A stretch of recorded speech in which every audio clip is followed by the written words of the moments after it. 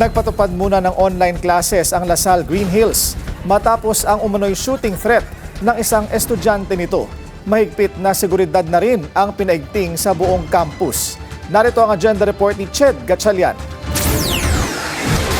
Natukoy na ng Mandaluyong City Police ang isa umanong estudyante ng Lasal Green Hills na nagpakilala bilang isang shooter online at nagbanta na mag-ingat ang mga estudyante roon. Matapos matanggap ang ulat na yan kahapon, agad na nag-anunsyo ang eskwelahan na online classes muna mula preschool hanggang grade 12 bilang precautionary measure. Ako ay shooter, ganun lang.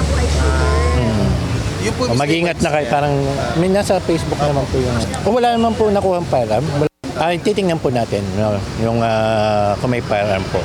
Sa opisyal na pahayag ng eskwelahan ngayong araw, sinabi nitong nangyari ang pagbabanta sa isang online messaging platform. Dahil dito, mahigpit ang seguridad ngayon sa paaralan at magpapatuloy ito hanggang bumalik sa face-to-face classes sa mga mag-aaral sa Martes.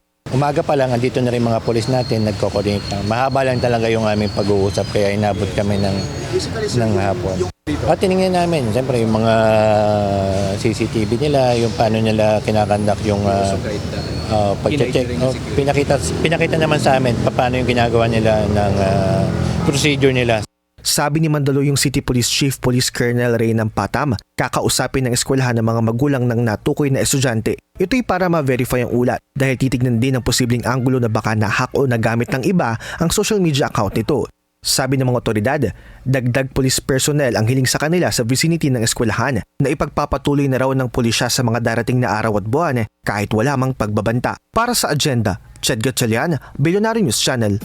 Manatiling nakatutok sa Billionaire News Channel. Sumubaybay sa aming social media accounts at mag-subscribe sa aming YouTube channel para sa mga eksklusibong balita at storya.